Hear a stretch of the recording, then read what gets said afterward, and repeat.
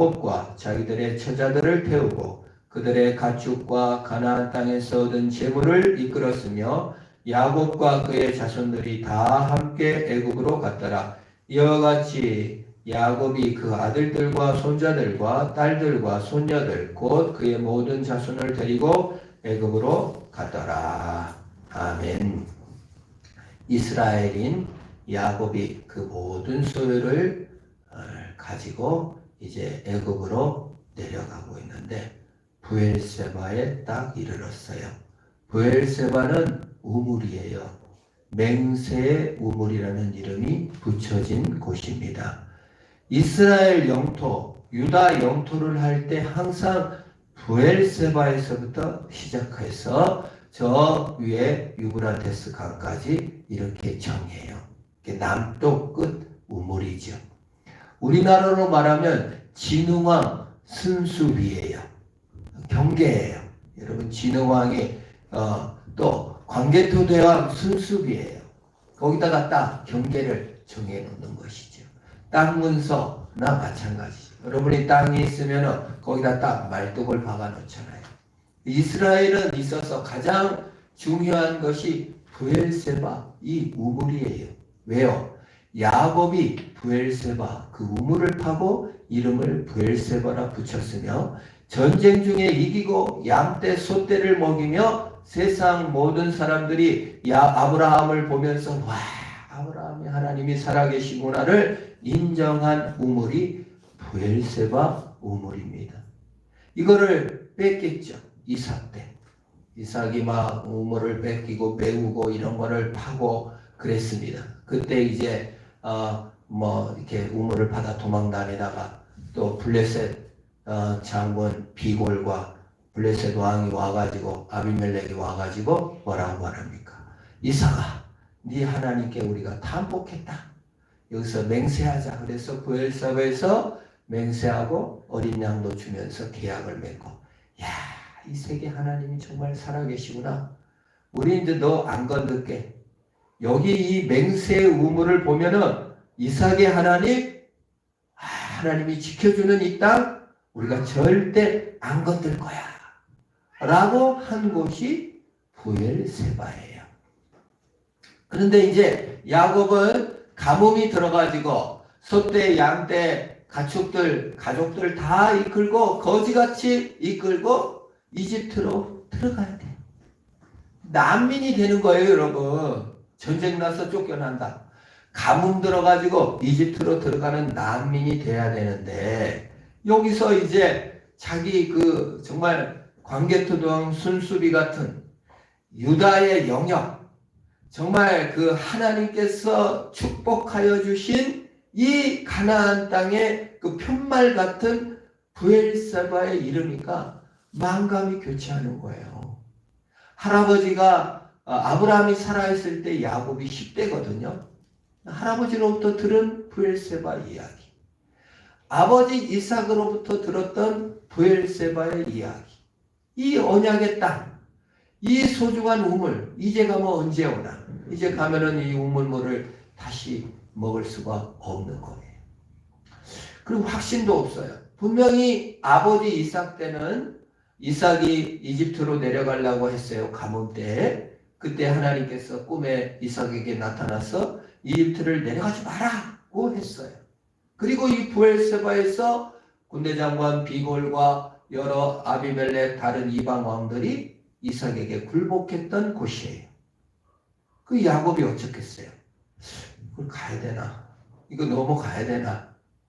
물론 요셉이 오라고 했고 마차도 보내줬지만 그래서 캠프를 꾸리고 거기에 텐트를 치고 하나님께 예배해요. 특별히 아브라함의 하나님, 이삭의 하나님이라고 하지 않고 오늘 성경의 1절에 뭐라고 나오죠?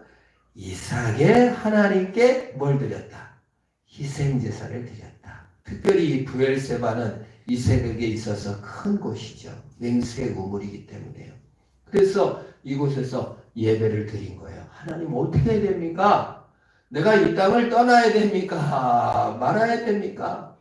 이 소중한 집, 여러분 집을 떠난다는 게 얼마나 힘들어요. 거처를 떠난다는 게 힘들죠. 여우도 굴이 있고, 그렇지만은 인자는 머리 둘 곳이 없다 그랬잖아요. 새들도 둥지가 있고, 여우도 굴이 있지만은 인자는 머리 둘 곳 없다. 여러분, 집이 안정되게 있어야 자녀도 낳고, 집이 안정되게 있어야 거기가 홈. 여러분, 고향 생각해 보세요. 얼마나 따뜻해요. 고향이 있어야 거기가 그립고, 고향이 있어야 번성의 땅이고 평강이 다 집에서 나오는 거예요. 한국 인구가 아기를 안 낳아요. 0.6명이래요. 얼마 전 세계에서 그냥 꼴찌래요. 저 난민, 전쟁 난 저 아프리카 어디 난민보다 더 조금 난다는 거예요. 전쟁 났어도 이렇게는 안 나요. 근데 어느 학자가 나와가지고 한국 사람들이 아이를 안 낳는 이유 집값이 너무 높다는 거예요. 그러면서 서울을 예로 들더라고요. 서울에 취직해서 24살 때 취직해갖고 300만 원을 번다 하면은 한 푼도 안 먹고 한 푼도 안 쓰고 다 저축을 해도 20년 30년 돼도 집 한 채를 서울서 못 산대요. 그럼 먹어야지, 교통비 써야지, 옷 입어야지, 친구 만나야지, 애경사 치러야지. 그러니까 이 집을 구하기가 너무 힘들다는 거예요. 그래서 집값이 아주 그냥 막 떨어져야 된대. 집값이 지금 조금 떨어졌는데 더 떨어져야 된대. 완전 떨어져야 된다는 거예요. 그렇지 않으면은 이 출산의 문제, 그 평강과 회복의 문제를 해결할 수가 없다는 거예요. 이 일리가 있습니다. 집이라는 거 그렇게 소중해요. 고향이라는 것이 그렇게 소중해요. 야곱에게 있어서 집, 이 가나안 땅, 맹세한 이 자기 터전을 버리고 젊음과 청춘을 다 바쳐서 얻었던 이 약속의 땅을 버리고 그냥 이렇게 간다는 게 쉽지 않은 거예요. 근데 집은 오염됐습니다, 사실. 집에 이기심과 수치가 가득하고 집이 교만으로 가득 차 있죠. 그런데도 집을 그리워하는 거예요. 사실 이 집 이야기, 집을 떠났다가 다시 집으로 돌아온 이야기가 성경 전체의 주제이기도 합니다. 우리의 진정한 집은 사실은 에덴 동산이었어요. 에덴이 진짜 고향이죠. 그런데 추방당했잖아요. 그래서 이제 아담과 하와가 집을 떠났죠. 고향을 떠났죠. 아담과 하와가 이제 대화를 하죠. 아, 우리 에덴 동산이 그립다. 고향에 한번 가보자. 에덴 동산 근처에 갔어요. 그랬더니 천사가 불칼로 에덴 동산을 못 들어오게 막고 있었어요. 창세기에 나오잖아요. 그래서 아담과 하와는 자신의 고향인 에덴 동산을 한 번도 못 가봤어요. 범죄한 이후에는. 그래서 아담과 하와의 내면에는 뭐가 있어요? 항상 고향에 대한 그리움이 있어요. 모든 인류가 그걸 갖고 있어요. 그래서 북에서 넘어온 사람이든 또 고향을 잃은 사람이든 전부 다 우리 인간은 고향을 잃은 존재입니다. 그래서 고향을 늘 그리워하죠. 지금 이 야곱이 고향을 잃게 생겼어요. 근데 사실은 진정한 고향인 천국을 회복하는 과정이기도 하죠. 그래서 우리 인간이 사실 추석이고 설날이고 여러분 고향 찾아가잖아요. 지금은 좀 예지만은 옛날에 막 고향 전 국민이 이동하잖아요. 제가 가장 안타까운 게 여기 섬 사람들 목포에 왔는데 눈이 와. 그래서 흑산도까지 배로 4시간, 5시간 들어가야 되는데 거기서 발을 동동 구리고 있는 거예요. 배가 안 뜬다고. 그 뉴스로 볼 때, 야, 저 흑산도 섬까지 그거 부모님 뵙겠다고 이렇게 인간들은 고향을 그렇게 수천만씩 가나. 근데요, 갔다 온 사람 얘기를 들었거든요. 가서 어쨌어요 했더니 싸우고 왔대. 가기 전까지는 그리움과 애틋함을 갖고 가지만 막상 가보면 고향에서 뭘 느껴요? 내가 원하는 따뜻함, 위로 그런 것이 별로 못 느끼는 것이 우리 마음입니다. 그래요. 늘 우리는요. 고향을 그리워하지만 막상 고향에 가면 또 충분히 채워지지 않는 것이 우리 사람의 모습입니다. 그 뭐예요? 잃어버린 낙원, 신낙원, 에덴 동산에 대한 그리움인 것입니다. 그래서 우리의 집, 진정한 고향은 천국이요, 예수님 품이에요. 그 불칼, 에덴 동산을 지키고 있던 불칼을 누가 맞았어요? 예수님께서 십자가에서 불칼로 죽임을 당하시고 그 안에 있는 우리가 영생 생명나무를 우리에게 주심으로 우리는 영원한 고향, 참 고향, 하늘나라를 찾게 된 줄로 믿습니다. 그래서 신낙원이고 복낙원이에요. 낙원을 잃어버린 우리에게 낙원을 대신 찾아주신 한 예수 그리스도께서 십자가에서 불칼로 죽으심으로 말미암아 영원한 낙원을 우리에게 회복시켜 준 줄로 믿습니다. 그것이 성경 전체의 주제예요. 그래서 야곱은 낙원을 고향을 떠나 이집트로 가지만 정말 참 고향이신 하나님 품에 나아가 예배하는 것입니다. 2절에 보면은 그래서 그 밤에 이제 야곱에게 나타납니다. 그 밤에 하나님이 이상 중에 이스라엘에 나타나 이르시되 야곱아 야곱아 하시는지라 야곱이 이르되 내가 여기 있나이다 하매. 얼마나 두려워요. 고향 약속의 땅을 떠나 이제 이집트로 가야 되니까 그럴 때 이제 하나님이 불러요. 3절에 하나님이 이르시되 나는 하나님이라 내 아버지 하나님이니 야곱으로 애굽으로 내려가기를 두려워하지 말라. 내가 거기서 너로 큰 민족을 이루게 하리라. 하늘 고향 에덴 동산을 회복한 자는 대안의 삶이요 재배치의 삶입니다. 누구 때문에 하나님 나라에 들어가게 됐느냐? 예수님 때문에 들어간 것입니다. 언약, 이 성경 말씀을 언약의 책이라고 그래요. 구약의 책이라고 하고 신약이라고 합니다. 우리가 언약을 믿는 언약의 백성이라고 신자를 말해요. 언약이라는 것이 뭡니까? 쉽게 말하면 죄인된 우리를 하나님이 구원하셨다. 이게 언약이에요. 우리가 설교를 들을 때나 어디서 뭐 언약 신학이다, 언약이다, 신약이다, 구약이다 뭐예요? 하나님의 약속이죠 뭐예요? 죄인된 우리를 하나님이 구원하신 내용이 언약의 내용입니다. 그런데 이 언약의 대상인 하나님께서 예수 그리스도를 내려보내신 이야기가 언약의 핵심이에요.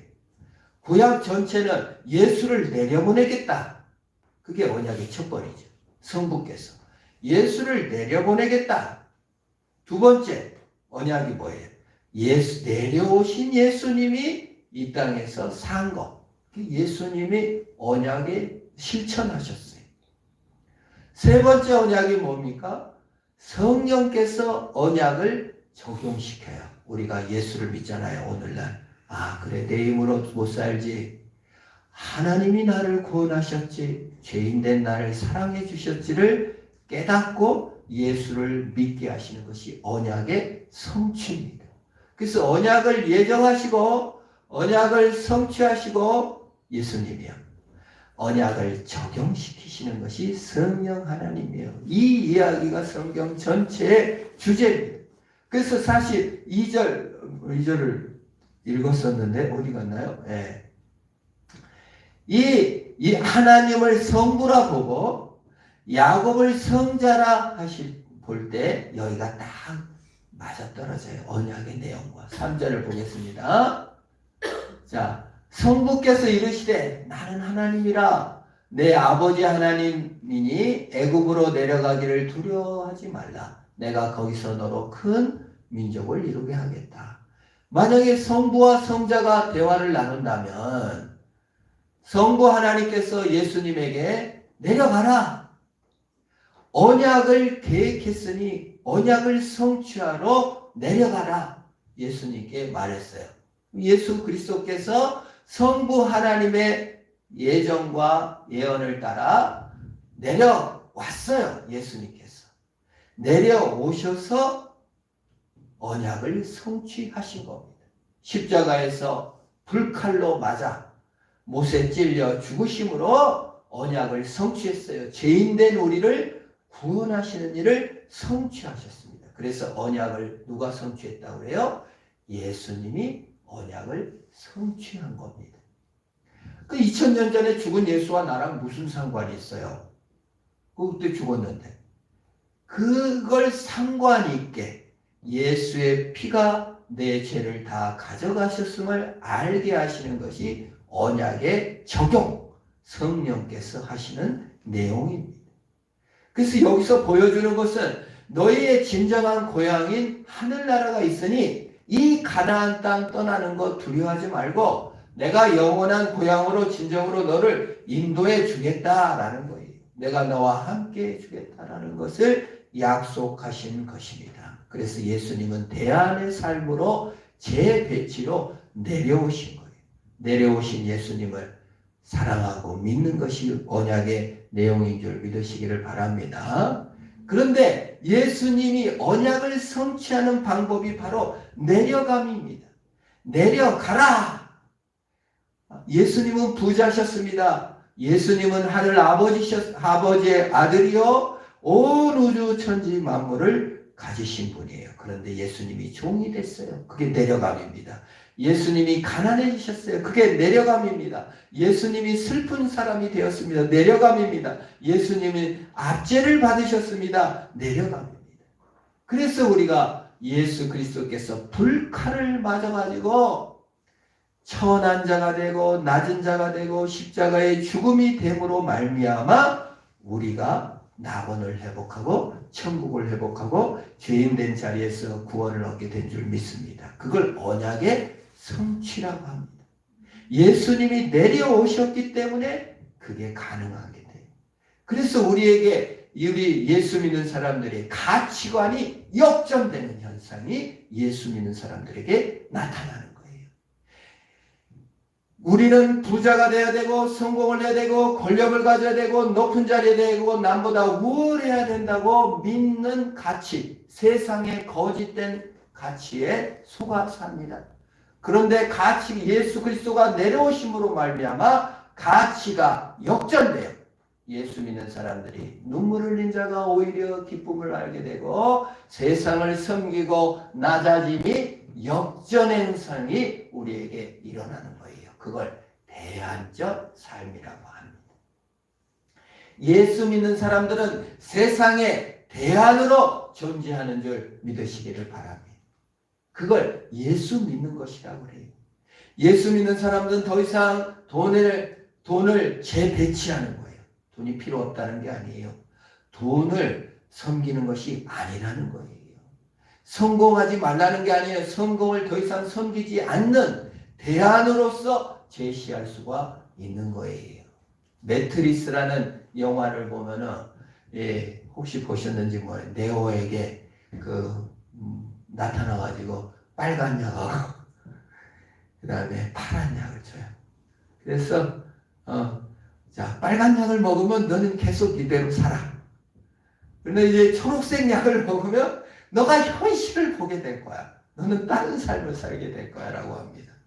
그때 이 네오가 빨간 약을 먹어요? 파란 약을 먹어요? 파란 약을 먹어요. 그리고 모든 인류가 사실은 인큐베이터 속에서 살고 있고 그 다음에 기계들이 인간의 에너지를 뽑아서 기계들을 운영하고 있고 인간은 그들의 정말 뭐랄까 이런 현실을 보게 돼요. 새로운 구원자로서 삶을 살아간다는 내용이 매트리스에 나오잖아요. 네오라는 뜻은 사실 예수라는 뜻이에요. 그래서 상당히 매트리스라는 영화가 심오한 영화죠. 우리 예수 믿는 자들이 세상을 볼 때 이게 거짓된 속임수, 마귀의 거짓된 속임수에 물든 세상인 현실을 직시할 수가 있어야 돼요. 돈이 최고인 줄 알게 마귀는 우리를 속입니다. 거짓된 우상을 제시해서 성공이 전부 다인 것처럼 합니다. 인종차별, 피부가 검은 거라든지 키라든지 이것이 세상의 전부인 것처럼 우리를 속여버려요. 그래서 거기에 가치가 있는 줄 알아요. 그래서 거기서 실패하면 인생의 실패인 것처럼 우리를 내어 못 믿어. 근데 예수를 믿게 되면 진실을 알게 되는 거죠. 예수 그리스도께서 불칼을 이기시고 천국을 주셨고, 예수 그리스도께서는 우리의 죄를 사죄하시고 우리를 위해 구원하셨다는 참 진실, 참 자아, 사람의 가진 것이나 사람이 이룬 업적으로 평가되지 않는 영원한 하나님의 사랑을 받은 사람이라는 진실에 눈을 뜨게 되는 거예요. 그래서 우리가 역전현상을 이루는 거예요. 슬퍼 상황이나 슬프지 않고 괴로워도 괴로움이 아닌 믿음의 세계를 우리에게 보여주는 것입니다. 그것이 대안이라고 그래요. 모든 사람이 휩쓸려 가도 대안을 살 수 있는 능력을 소유하게 되는 겁니다. 히틀러 시대 히틀러는 선거로 총독이 됐어요. 헌법을 국민투표로 바꿔서 총통이 되었습니다. 그래서 수많은 유대인들을 잡아다가 죽입니다. 그때 분연히 일어나 대안을 제시했던 목사님이 본 회퍼 목사님. 목사는 사람을 죽이면 안 되지만 너무나 유대인을 많이 죽이는 이 일에 반기를 읽고 히틀러 암살단을 만들었어요. 정의를 부르짖은 거죠. 그러나 실행은 했으나 실패했어요. 총을 쐈는데 엉뚱한 사람 누구 죽이지도 못하고 끝났어요. 잡혔어요. 그래서 이제 법정에서 사형 언도를 내렸죠. 죽습니다. 너희는 나를 죽이는 것이 무기지만 나는 죽었어도 영원히 사는 것이 나의 무기라는 말을 남기고 보네포가 죽은 것이지. 대안의 삶을 살았어요. 모든 사람이, 여론이 전부 다 독일 시민들이 다수가 히틀러를 지지했지만 소수로서 우리 민족이 전부 다가 아니다. 그리스도의 사랑이 전부 다다. 유대인이 왜 죽어야 되느냐. 정의를 부르짖는 것입니다. 생각을 하고 산 것이죠. 대안을 갖고 산 겁니다. 그 유명한 아이히만의 이야기가 있잖아요. 히틀러 부하들이 다 돈을 빼달려서 전 세계로 브라질에 가서 숨었죠. 아이히만은 브라질에 가서 숨어 있었어요. 그런데 이스라엘 첩보부 모사드가 추적을 합니다. 히틀러 부하들을 막 땅끝까지 가서 찾아오는 거예요. 아이히만의 부하가 그 가정부가 있었는데 이 아이히만이 전화통화하면서 독일어 쓴 거를 어디서 얘기를 했어요. 술집 가서 얘기했나? 그거를 듣고 누가 모사드에 일러줘서 찾아가서 아이히만을 붙잡아온 거예요. 이스라엘 법정에 세웠습니다. 당신 수많은 사람을 학살한 죄인입니다. 그랬더니 나는 죄가 없습니다. 나는 계급사회에서 사관이 지시한 것을 따랐을 뿐입니다. 저는 무죄입니다. 그때 법정에서 너 생각 없이 산 게 네 죄다.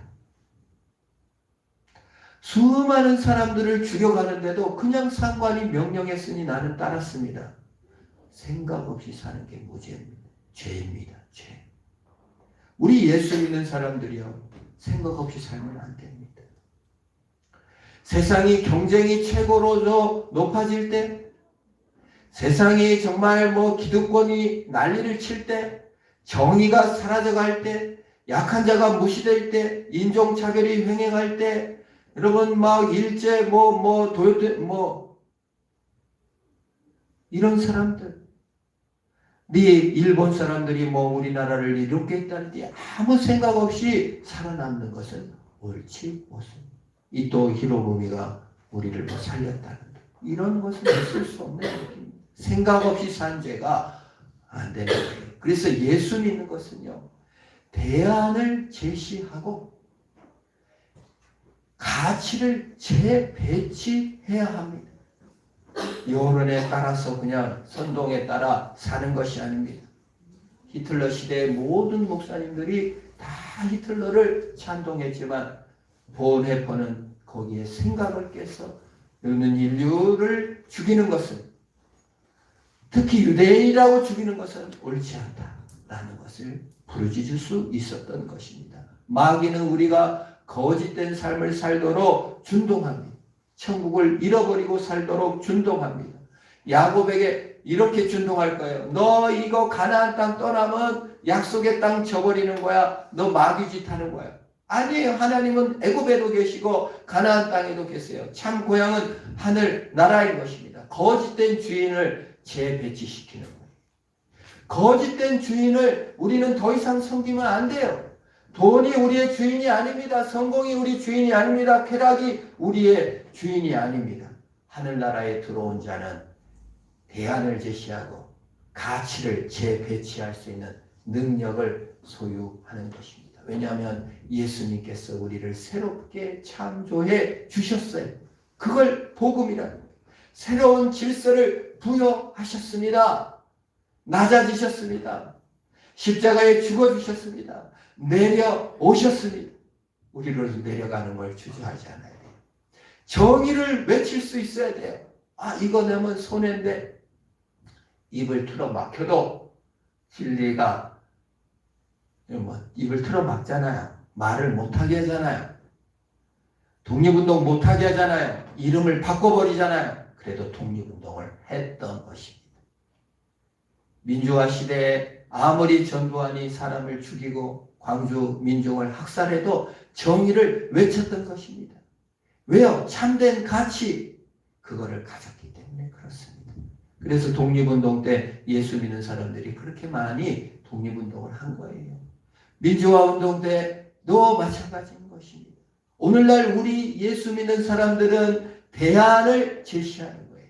아, 세상이 이렇게 막 다 썩었다 버렸다가 아니라 이 가치가 역전된 현상, 이 돈이 우상화되는 세상, 이 정말 경쟁이 우상화되는 세상, 세상에 실력 있는 자만 원하는 우월주의, 엘리트주의가 아니에요. 예수 믿는 것은. 예수 믿는 사람들은 그 누구도 천부인권이요, 하나님으로서 하나님이 주신 사랑으로 그 가치를 증명되는 것을 대안으로 제시할 수 있어야 됩니다.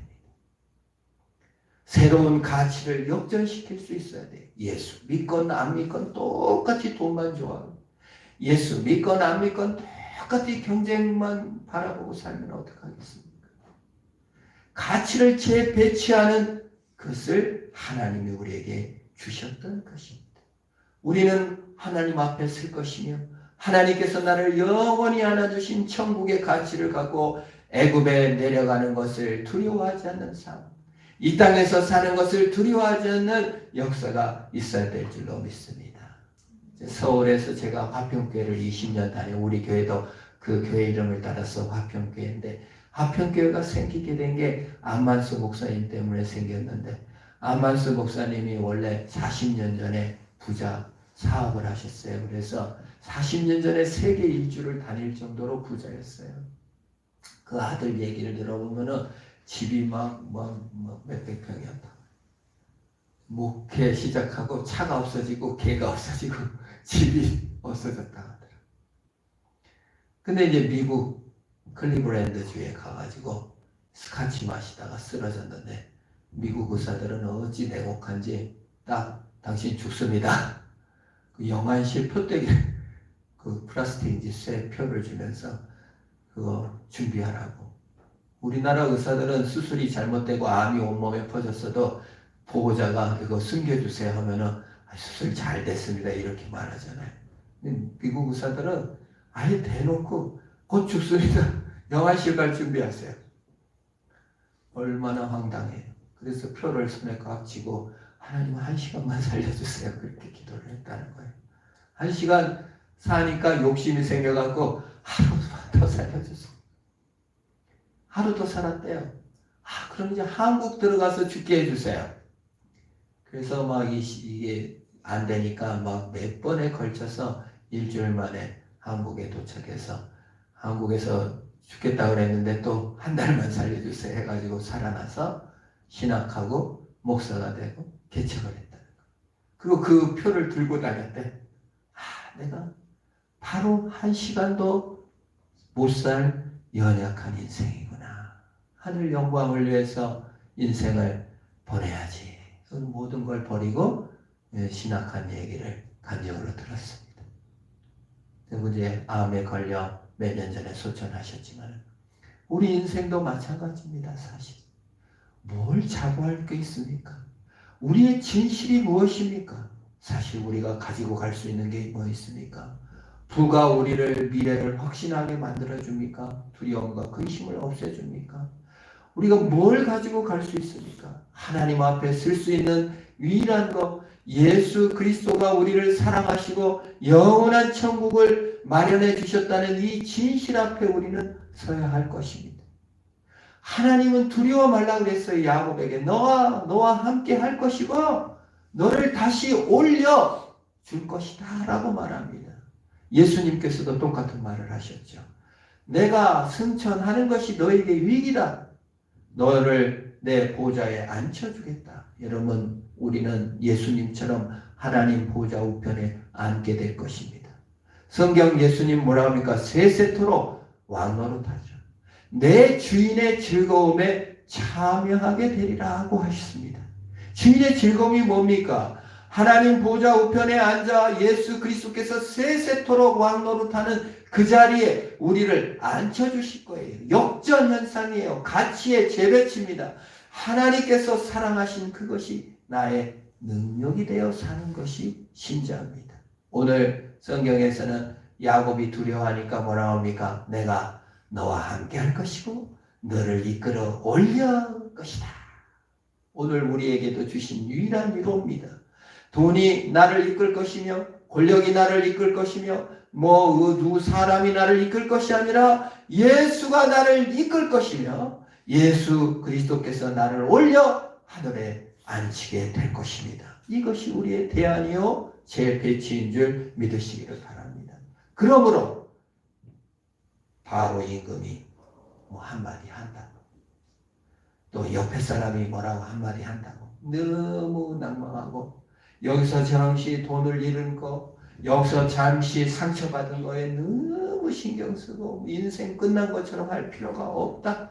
그건 거짓된 속임수요. 하나님의 말씀을 들으십시오. 내가 너와 함께하고 너를 이끌어 올릴 것이다. 이게 진실입니다. 여러분, 빨간 약을 먹겠습니까? 초록색 약을 먹겠습니까?